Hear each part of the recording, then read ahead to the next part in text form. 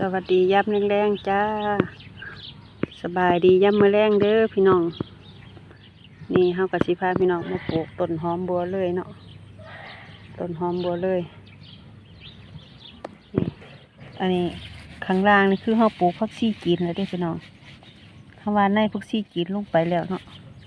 นี่เฮาหว่านในผักชีจีนแล้วเฮาก็สิเอาต้นหอมมาปลูกเฮาสิปลูกผสมผสานกันไปนี่พี่น้องเฮาเฮ็ดแปลงไว้แล้วแปลงนั่นเฮาปลูกผักบุ้งหว่านแล้วเรียบร้อยต่อเพื่องเฮาตัดบ่ทันเสร็จนี่พี่น้องนี่เฮาปลูกอยู่ในไร่นาเนาะหม้องที่เฮาดำหน้าใส่นั่นล่ะพี่น้องนี่เดี๋ยวเฮาปลูกแปลงนี่เสร็จเฮาก็สิไปตัดต่อเพื่อง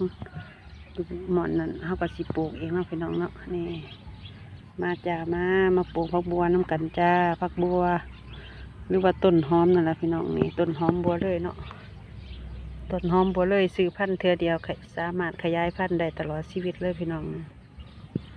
มีพันธุ์ตลอดเนาะนี่ไปแล้วจ้า